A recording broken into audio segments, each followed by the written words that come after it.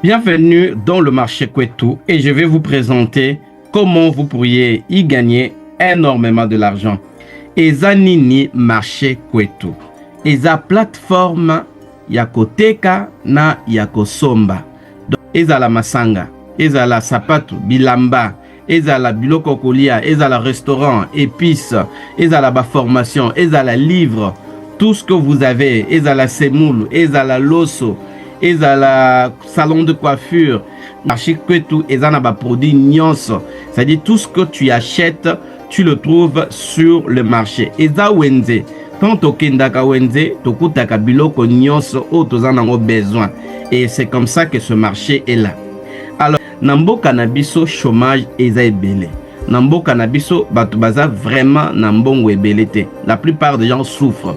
Et pourtant, mutuna muta sombaka chaque jour quelque chose. Tomelaka masanga, toliaka, tolataka, tokendaka ba salon de coiffure, to voyageaka. Alors, désormais, au lieu que somba biloko wana, tu ne gagnes pas de l'argent.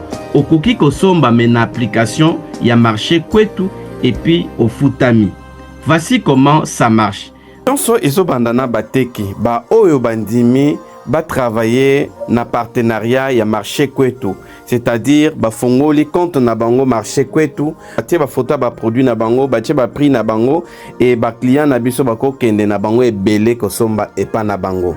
Alors condition ezaka moko ezaka il faut batika moi bénéfice mukie na marché Kwetu.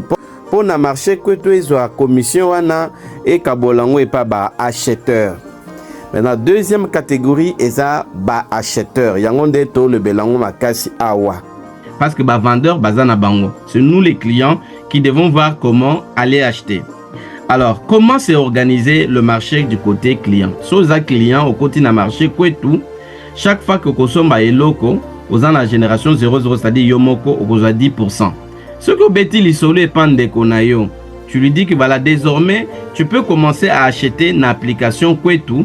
Alors, ce qui est à Sombi, yo peut aujourd'hui 20%. Ce qui est à Beti l'isolé pas camarade naye. Camarade na côté na marché Kwetu. Ce qui est à Sombi, yo aujourd'hui 6%. Ce qui est wanakuna à 2%, deuxième génération, à Sombi à partager pas information. Tant que tu me na kosomba, yo peut aux 9%. Ainsi de suite jusqu'à quatrième génération na yo, ce qui est Sombi aux 12%. Signifie que ngana bandi lelo na côté na marché Kwetu. Na komo somba na partager lisolo nanga et pas camarade nanga sombi na pe naza 20%, ceux qui camarade na ya sombi naza 6%, ceux camarade ne kuna sombi naza na 9%, ceux qui owana ya suka sombi naza na 12%. Mais ceux qui au sali 4 générations nyonso na mbala moko, alors yango topé so bonus ya leadership tozo bengango bonus ya leadership za 13%. Na nyonso okozwa 70% ya remise chaque fois que ozo somba na marché Kwetu. Mais ezape ba investisseurs, c'est-à-dire les gens qui achètent les licences. Wana na kolobelango awate, bango fe bazwaka 15% ya marché. Alors les régulateurs, wana ifo na lobelango. Les régulateurs eza ba guichet, c'est-à-dire bango basala rande nini pour que bat oyo les vendeurs ba mandote kana marché ya Kwetu. Il faut batia kambongo na caisse na bango de telle sorte que ceux qui ok osomi eloko epa na ye mbongo wana bongo tokofuta yo wana tozo zongo na caisse na ye tozo tindela yo. Et c'est comme ça que pour bango bazwa mbongo wana batia na ba caisse na bango en ligne, ils vont aller chez les régulateurs. Alors marché zandeni ba vendeur ba ye ba futi mbongo na bango epa régulateur apesi bango mbongo na caisse mbongo électronique na caisse na bango. Siko régulateur na biso toyende epa na bino pobo totinda bino epa vendeur. Pourquoi? Parce que tant que tozo ya epa na yo, on te dit que mbongo ya commission wana tozo yango déjà epa ba vendeur. Donc tozela ke yo okeno somba topesa yo.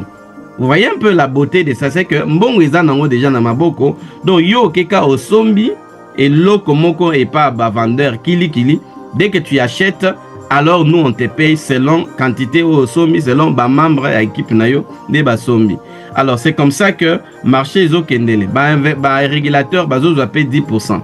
Alors ce yo peut au kaka Là, je parle un peu des vendeurs. Si vous avez des produits à vendre, c'est très simple. Vous ouvrez votre page, c'est gratuit. Mais au Kocha Kaka, na caisse na yo, moi $20, moi $30, moi $50, moi $10. Au Kocha na caisse na yo en ligne. Pour que ceux qui moutoyent, tant qu'on valide commande na ye, directement, biso tozu commission na biso, totindiango et pas bateau, ba sombi. C'est comme ça que le marché fonctionne et que bateau bel oiseau gagne un bon. Soza mouteki, au côté que belé. Ce qui peut aux sombi, au cause en bon et belé, juste en comprenant comment ça marche. Nazo l'accès moi tableau oyo pour te montrer comment est-ce que au somba kabilo qu'on a yo.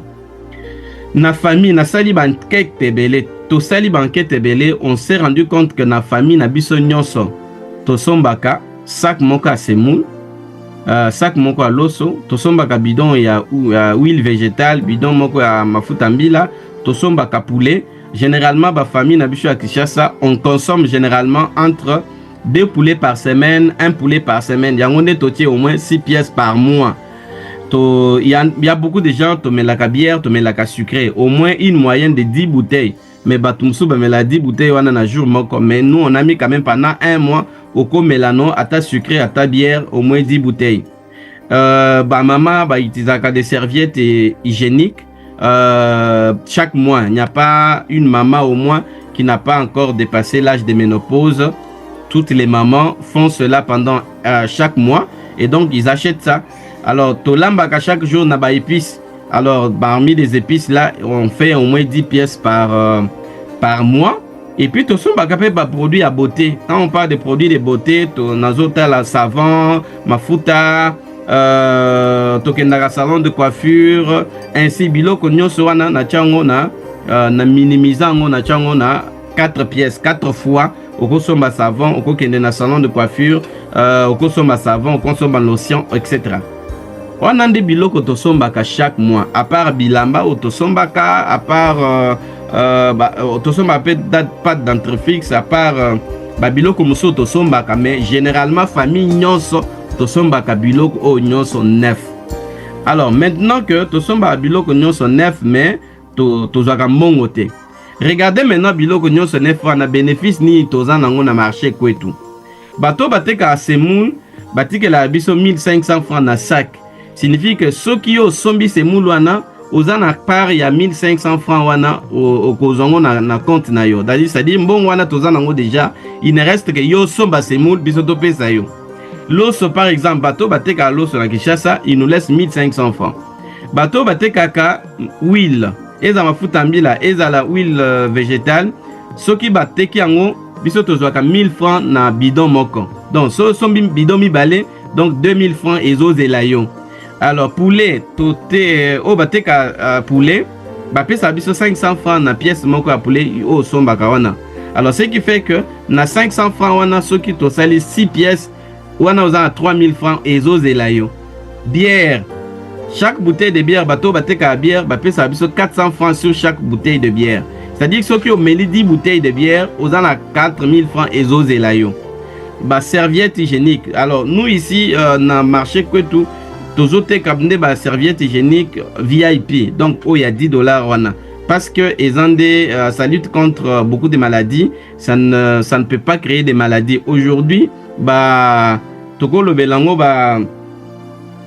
aujourd'hui cancer ya utérus c'est ça vraiment ébélé. Alors pour éviter les mamans cancer wana, on a demandé aux gens partenaires bachaka serviette hygiénique ya bien na kati ya marché. Yangonde bazotika la biso 4000 francs sur chaque pièce. Dentifrice pe zaona naibi que to salela ka Golgate dentifrice mususu, mais na marché Kwetu to sengi batu bandeko oyo ya aloe vera na bandeko mususu bachaka pas dentifrice na bango bio pour que tozwaka ba carie dentaire te et puis tozwaka pe maladie te. C'est comme ça que pas de dentifrice wana ezala $10 na marché. Bango tikeli biso 4000 francs. Tout ça là ba épices wana 500 francs sur chaque botte ya épices au sombi pas dans l'épice il y a 3000 francs biso à 500 francs mais au consomme bango 10 fois par mois. Yangonde tozana 5000 francs ezozela yo pe. Produit de beauté 500 francs social en 4 fois. C'est-à-dire que na salon de coiffure soza mobile, OK na salon de coiffure chaque fois que au dans salon de coiffure biso to gagner 500 francs na mutu na yo. Et c'est comme ça que mbongo wana eza biso to eza ya yo, c'est-à-dire eza déjà na maboko, donc to zelaka okende na salon de coiffure après aux mbongo wana. Total nango ezali 27 000 francs net, $12. Vous voyez que $12 ezo zela yonde pour que chaque fois que ozo somba biloko kili à la fin du mois yo kozwa ozana $12 na caisse na yo initiale. Alors je vais vous montrer caisse initiale eza caisse ya mbongo oyo ozo kotisa na marché kwetu. Maintenant caisse de distribution eza mbongo oyo ozo gagner. Au mona que yo kotisi $12 na achat na yo, mais ozo gagner par exemple $1000 à la fin du mois. C'est-à-dire au kotisi $12 na kosomba na yo, mais à la fin du mois aux $1000, aux $12,000. Parfois peu aux huiles pango comme on va les voir tout de suite là. Très très simple. Alors voyez comment ça marche. Deni tokokota na marché kwetu. Pona okota na marché kwetu, il faut olanda formation oyo babengi guide des affaires. Alors guide des affaires eza formation munene to généralement ezalaka nango cher, mais na cadre à marché kwetu parce que tozo guider mutu nyonso ayeba ndenge nini ako lancer business na ye, ndenge na ko réussir na matière etali mbongo etali affaire. Alors c'est comme ça que formation wana to tient au kaka na $2.5, c'est-à-dire ils a 6 000 francs. Tant que yo futaka 6 000 francs au côté formation ils a à 3 jours, ils ont na physique, ils ont na téléphone boyé au landango calmement pendant 3 jours. Après 3 jours wana au côté sikonde marché wana komo somba biloko na yo, ko somba ba parfum, ko somba ba biloko kolia, ko mela masanga, ko kene na restaurant, ko kene ne sais pas où, ko somba billet d'avion, ainsi de suite. Donc à la fin de la vidéo bokomo na lien wana, so cliquer na lien wana et ko memayo directement na marché kwetu et au komo na ba produit nyon ces wana. Alors pour l'instant tozaka na Kinshasa, ça dit soza na dehors à Kinshasa. C'est-à-dire que vidéo oyo etaliote, marché kwetu etaliote, marché kwetu eza ya bato oyo baza à Kinshasa. Donc c'est ceux qui vivent à Kinshasa qui doivent gagner de l'argent na marché kwetu. Na ba province mususu na ba mboka mususu tokoya, mais pour l'instant toza na Kinshasa. Donc après Kinshasa tokozala na ba Congo na Lubumbashi, tokozala na Kasai, na Bandundu, tokozala na Est, tokozala partout, ainsi de suite. Donc, alors maintenant yo ko gagner nini na yebisa ki yo déjà ko gagner 70% na mbongo o nyonso ezokota asima na yo. Alors comment ça va se passer? Potentiel il y a business eza combien? Signifie que ceux qui au bandi business lelo, c'est-à-dire au fouti $2.5 na yo au landi formation. Après formation directement au bandi au somba biloko na marché kwetu parce que kozwa numéro to lakisonde ni na formation to lakisonde ni business ezo kendele ndeni ni pe oko gagner mbongo ebele. Comment est-ce que okozwa $30,000 wana? Landa tableau malamu, landa ngo vraiment calmement, ce que olingi vraiment au banda business sérieux lelo et que après quelques temps au monde a déjà makamno et comment changer. C'est très simple. La première chose est aboyer. Ozo landango sur 4 mois. Moi ya liboso, c'est-à-dire par exemple lelo au bandi moi na yo ya liboso okosala nini exactement. Et loko ya liboso akosala yo zawana na rouge, c'est-à-dire que okozwa décision ya kosomba à part osali inscription na yo, olandi formation na yo très bien, mais ozwi décision que chaque fois que na lingi na lia na kolia kaka na biloko bazoteka na marché kwetu. Parce que marché kwetu eza na biloko spécialité, eza ka biloko osombaka wana kaka na boutique ka place osombaka, mais cette fois-ci okosomba ngo na ndenge mususu, c'est-à-dire okosomba ngo na plateforme, c'est-à-dire tango okos'inscrire bakolakisa yo nde ezosalama, c'est facile. Kaka nde semundo oliaka, kaka loso oliaka wana, kaka ndunda oliaka, kaka poulet oliaka, Thomson oliaka, siko awa ozoliango siko na mayele. Donc ozoliango na mayele. Ozoliango ozofuta mape parce que bon on a yo toziongo déjà pas ba vendeur, il ne reste que yo somba ba pesa yo. Vous voyez que c'est très bon, n'est-ce pas? Alors, siko yo ko sa ndeni, il faut kabali solo et pas bateau au moins 12 personnes. En tout cas, c'est très important. Nayebi que aux anaba camarades de belé baleki kutu 12. Mais biso tozaka besoin na 12 wana. Alors mutu ya liboso aye pe à s'inscrire na 2.5 $, donc 6 000 francs na ye, asali inscription na ye, alandi formation à comprendre nde baganyaka mbongo.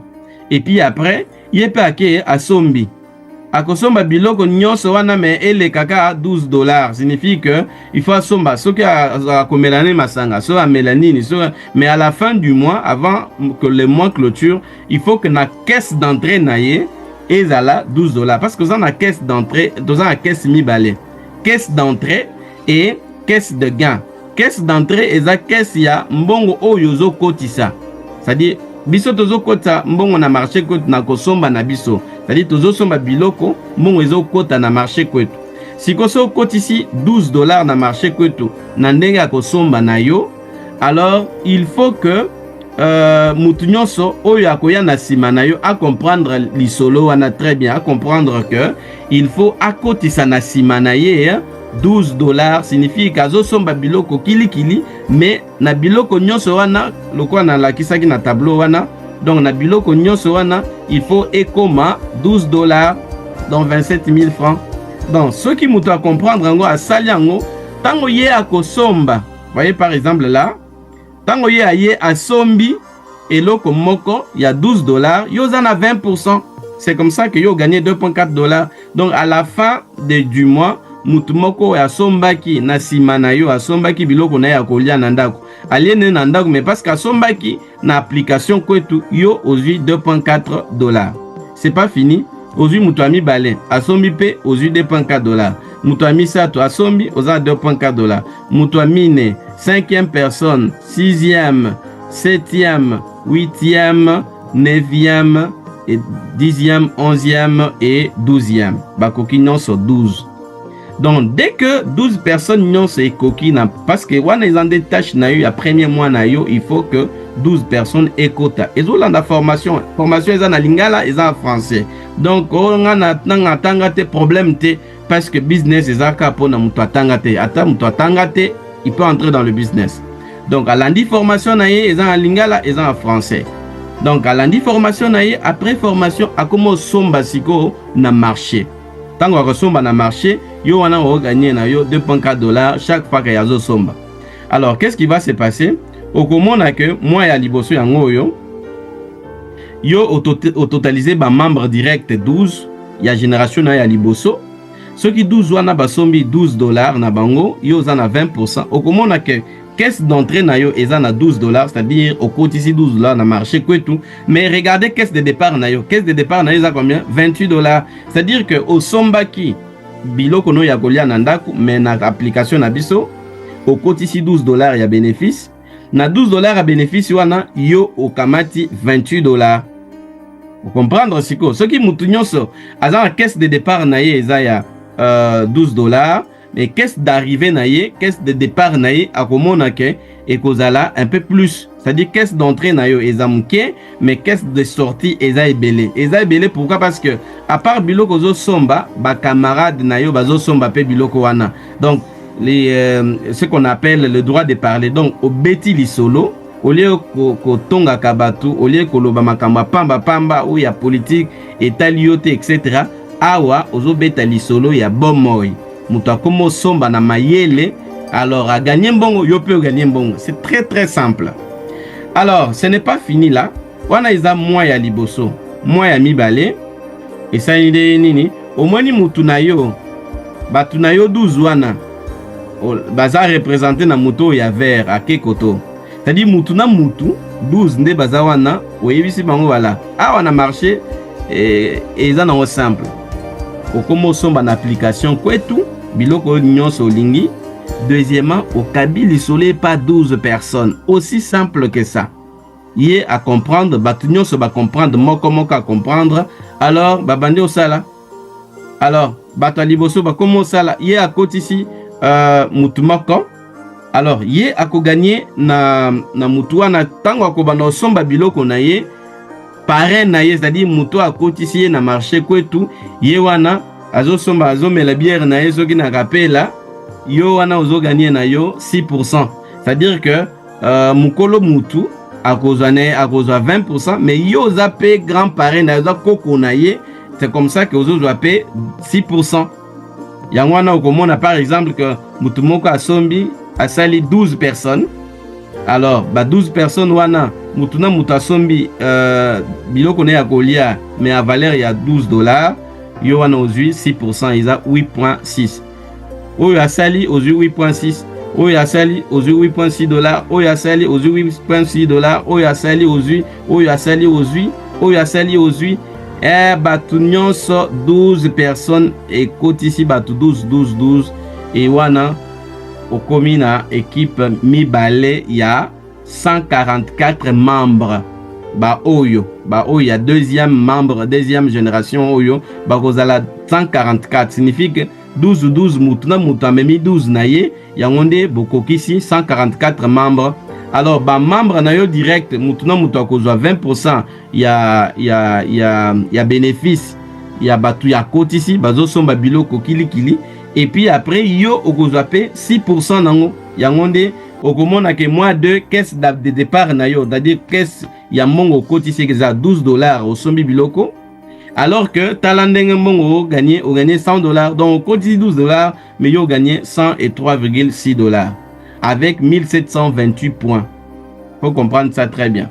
Alors, suki wana te troisième mois, tout en troisième mois, ni yango ekosalama awa, la même chose. Bateau 144 bakoti wana, bino bokomo koche bango pour que ba comprendre que awa eza makambo ki di bate awa bazo kotisa batu na marché kwetu, tango bakosomba ngape na gagner, tango ngape nazo somba pe nazo gagner. Alors, comprendre qu'est-ce qui va se passer. Comme on somba 144 personnes, mutuna mutakoti mutuna ye, yo au gagné 9%. Au moins que ceux qui par exemple bakotisi batu basombi $12 na bango, signifie basombi biloko mais bénéfice ou ils ont compte na marché que tu as $12, yo ozui $155.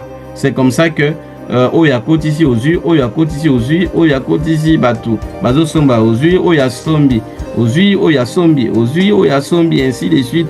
Batu ebele bakoti et puis yo ozo gagné kambon. À la fin du mois 3, wana oleki oza na 1728 membres. Nga naza ka 12 membres, mais 12 membres nanga mutuna mutu aza na 12 na ye, 12 na bango mutuna mutu aza na 12 na ye, et donc ce qui fait que équipe nanga 3 ya musika kuna naza na 1728. Ce 1728 wana mutuna mutu azo consommer na ye pendant un mois, mais biloko azo consommer wana $12 et koti na marché kwetu nga naza na 9%, yango na mbeti $1866,2 avec 20 736 points. Caisse de départ na yo ya 3 eza $12, mais t'as la caisse de départ. Donc caisse d'arrivée na yo, caisse d'arrivée d'argent eza combien? $12, mais talande ozui $1866. Alors moi ya suka avant tous les kamaka mususu, 4e mois kaka ndenge wana 1728 personnes oyo bokoche bango kaka awa ndenge oye wana soko olingi ozwa mbongo ebele, ozwa bavantage ebele, likambo musu eza te. Nasombaka nanga namelaka naliaka na application kwetu, soki nasilisi wana nabetaka lisole pa bandeko nanga bakota pe na marché. Donc soki bakoti na marché, voilà, bazokota nga nazo gagner mbongo, nazokota nazo gagner mbongo, bazokota bazosomba nazo gagner mbongo, bazosomba nazo gagner mbongo. Et à la fin de 4e mois, qu'est-ce qui va se passer? Naza na équipe, il y a 20 736 membres directs. Ceux qui mutuna mutu a consommé, a sombi biloko ne kili. Et puis après, biloko nyonso wana esali $12. Alors nga naza na 12%. C'est comme ça que on a bêti 29 859. Alors sur total il na consommation personnelle nanga o na sali, c'est comme ça que à la fin il y a 3 mois 4 mois naza combien de dollars awa? $30,000 na gagné ngo. Est-ce que na sali loko a grave te? Na sombaka nanga biloko nanga o na liaka nanda kunanga nde na liaka Thompson cuisse poulet nanga nde na liaka matembele na liaka nanga pondu nanga na liaka ba épices na sombaka nanga masango na sombaka nanga fufu ndenge na sombaka wana yango nde ekotiselinga mbongo lelo naza na $30,000. Alors à part wana avantage additionnel eza misatu. Alors soki osombaka biloko osombaka biloko na marché kwetu ke bato na yo bakotisaka pe na nimbongo na bakotisaka pe mbongo na marché kwetu, qu'est-ce qui va se passer à la fin de 3 mois? Soki osali plus de 100 000 points, okomona que au 8 mois voyage na yo okokende Dubaï gratuitement, okokende Afrique du Sud, okokende Singapour na yo gratuitement, tout frais payé par nous. Okokende pe ata wana mwanda gratuitement parce que tomema déjà année passée batwa na mwanda basepela makasi. Alors à part ça okozwa pe mutuka soki osali 6 mois na yo ozobeta na yo kana marché kwetu ozokotisa bato na marché kwetu bazosomba biloko ya kilikili oyo baliaka chaque jour, contrairement na baplateforme mosusu oyo baimposaka baproduit na bango. Biso toimpose baproduit na biso te. Awa na marché kwetu mutu na mutu azoteka, ata oteka mituka osombi mutuka na yo na marché kwetu oganye pe, ainsi de suite. Ata oteka mapango, ata oteka kanini, donc tu peux vendre ça dans le marché kwetu et puis bateau bazo somba bazo futama. Donc oko se retrouver pe 6 mois plus tard au gagner no mutuka à part mbongo ozo chaque mois. Et enfin tous un programme ya bandako. Mesdames et messieurs, vous savez que awa na Kinshasa ndako est un peu plus compliqué, bateau bayebi souffrance parce que nous tous nous sommes passés par là, toyebi ba souffrance o ya ba bailleur. Alors on s'est dit que 2026, yangone na lobela awa 2026 eza année ya maison kwetu. Donc il faut membre nyonso ya marché kwetu azala na appartement na ye. Voilà to sali programme oyo pour permettre aux gens de pouvoir gagner des maisons, appartements na bango gratuitement. Kaka soki azo sala na marché kwetu, c'est-à-dire à sala la application kwetu, soki a sala ngo année mobimba et que na année mobimba wana a sali 1 600 000 points na 12 mois, il y a 2026. Alors wana tokope ça y est appartement na biso na ba quartier, mais généralement tozo tonga na ba quartier belé na ba commune belé. Alors qu'est-ce que nous faisons concrètement? Biso marché que tout tozo son ba terrain vide na ba place belé. Alors à ce moment-là, on commence à construire des appartements. Appartement à chambre salon, appartement à 2 chambres salon, appartement il y a 3 chambres salon. Alors maintenant, au fur et à mesure que Ozo Somba biloko en application, Ozo gagner point. Na yebisa kibino que chaque fois que Yozo Somba ba membre na yo bazo Somba biloko kilikili na marché, alors yo bino bozo gagner ba point. Alors chaque fois que ba point wana ekomi ya 1 600 000 points, alors biso na 2026 détermine-toi que 2026 écoute yo et tikayo locataire. Donc na 2026 vous pouvez passer d'un simple monsieur locataire parce qu'il y a kaka quand on a marché kwetu, on se retrouve dans appartement na yo à chambre salon, appartement na yo appartement il y a 2005, il y a 2 chambres salon, il y a 3 chambres salon, etc. Et dans des milliers modernes, dans des milliers classiques, c'est très important d'avoir son appartement. Alors biso to s'est décidé de vous offrir des appartements dans le marché kwetu. Alors ça c'est quelque chose de très important. Mesdames et messieurs, Tosuki Awa. Alors, ceux qui vous a vraiment intéressé, bureau Nabiso Eza na marché Zigida.